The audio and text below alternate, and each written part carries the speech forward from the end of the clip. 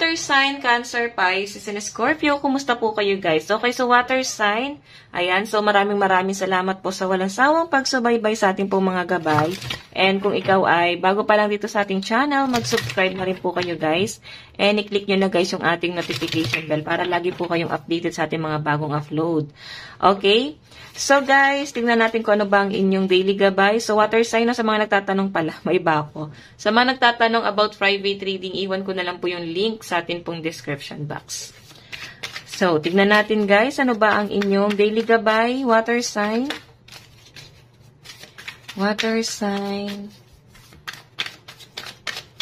So guys, meron po tayong balance. Tingnan natin, ano ba itong binabalance mo ngayon, water sign. Parang meron kang pag-a-adjust na gagawin guys, no? Parang meron kang biniblend or maaaring meron kang ina-adapt. Okay? Kumbaga parang may binabago ka, ganon. So, tingnan natin, siguro sa personality or sa ating attitude. Tingnan natin, water sign. Water sign, meron tayong 6 of Swords. And 9 of Cups. Okay. Queen of Wands. So, ayusin natin guys ang inyong card. Okay, so water sign, malakas ang energy ng Libra dito. Ayan, pinakamalakas ang Libra. And meron, pero syempre may air sign pa rin. Aquarius, Gemini, and Libra. Malakas lang ang Libra. And meron tayo guys, water sign, Cancer, Pisces, and Scorpio, and fire sign, Aries, Leo, and Sagittarius. So guys, meron ako nakita rito na parang hindi nag-work ang isang relationship or hindi siya nag-work. Okay? Siguro dahil meron kayong pag-a-adjust na ginagawa ng person mo. Pwedeng sa oras or dahil magkalayo kayo or sa personality ng isa't isa. Magkalayo na nga, may pag-aaway pang nangyayari. So, hayan no. So, maaaring eto water sign yung binabago nyo or maaaring hindi kayo nagkakaintindihan ng person mo minsan kasi nga meron kang kailangan i-adjust sa inyong personality, no? May demand ka kasi lagi, oh. Okay, o pwedeng may demand siya lagi. So, sino dito ang nagde-demand? Si person o ikaw? Ang nakikita ko kasi rito guys, ayan, may pagde-demand, parang laging galit, water sign, parang meron kang kadil na ganyan, no? Hindi kayo nagkakaintindihan lagi. So, titingnan natin guys, ano pa ba ang ipapakita ng card. Pero sa ngayon guys, no, ang nakikita kong energy nyo, kailangan may pagbabago. Kailangan mag-usap kayo ng person mo. Kung gusto nyo maayos pa tong relationship na to, kailangan pag-usapan nyo, no, kung ano yung pagbabagong dapat gawin mo or ng person mo, then yung mga past issue, wag nyo na guys balikan. Kasi hindi talaga kayo guys mag-work ng ganyan, lalo na kung laging may mga pagde-demand. Yung isa, okay, lagi nagde-demand na parang ito dapat gawin mo, ganyan. Baka kasi guys hindi makalimot. Maaring may nagawa dati na para bang dati na yun eh. Binabalik at binabalik po siya sa kasalukuyan. So, hindi talaga kayo guys mag-work kung walang pagpapatawad. Okay? So, tignan pa natin guys. Ano pa bang ipapakita ng inyong card?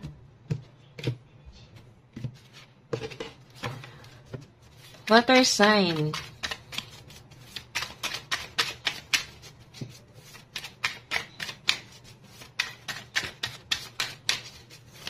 Water sign. Gabay po ni water sign.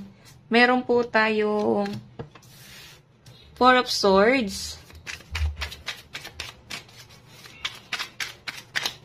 And 10 of Wands. The Star.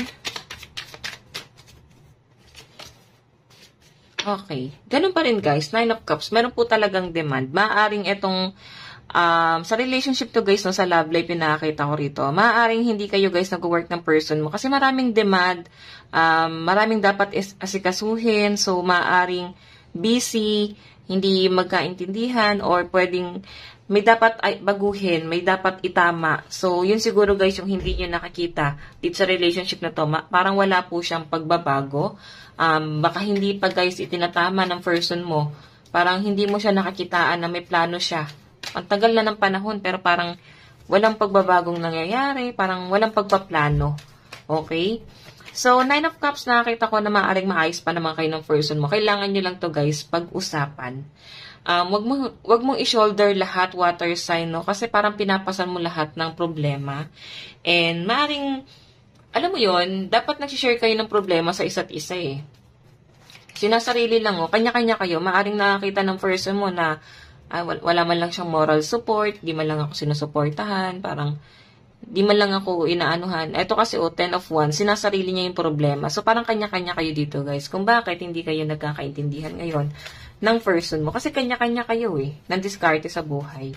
Okay, so ang nakikita ko rin dito guys, malinaw na malinaw. Oo, malinaw na parang may temptation na nangyari sa side ng person mo.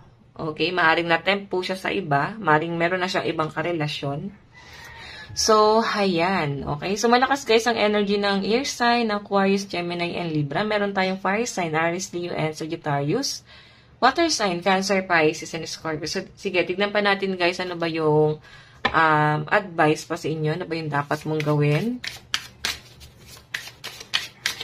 Water sign.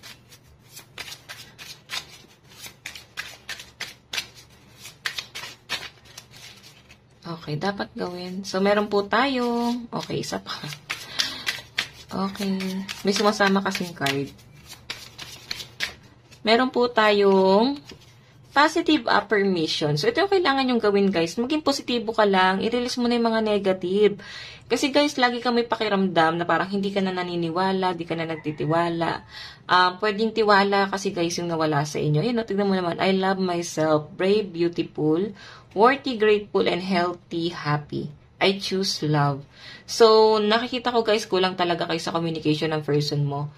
Parang puro galit yung nakakita ko dito. Puro away, pagtatalo, hindi nagkakaintindihan. Walang give and take. Yan ang nakakita ko sa energy nyo ngayon. Okay, so guys, ang lucky number nyo is 41 and 29. Kasi may nabasa lang akong comment na naghahanap ng lucky number. Tinanggal ko kasi. Kasabi nila guys, minsan daw kasi lumalabas. Okay, ayan yung lucky number nyo. 41 and 29. So, ang daldal ko guys. Tignan natin ano bang inyong advice. Advice po ni Water Sign Spirit Guide.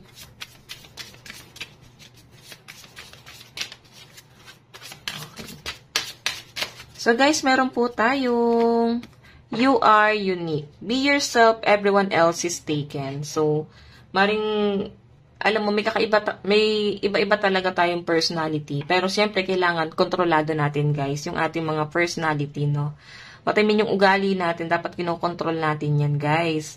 Lalo na kung nagiging toxic na tayo minsan, baka kailangan tayo na, guys, yung nag-a-adjust. Kasi mahirap, guys, na parang bang isinabuhay na natin, araw-araw na natin, guys, parang ginawa na natin libangan yung lagi nagagalit, guys. So, hayan, you are unique, no? Kakaiba ka talaga sa lahat, water sign. Okay, so guys, ito lang naman po ang inyong daily gabay. Kung naka-resonate po kayo, mag-iwan po kayo ng like and comment. Mag-subscribe na rin po kayo guys sa ating YouTube channel. Bye-bye guys. God bless and love you all. Thank you.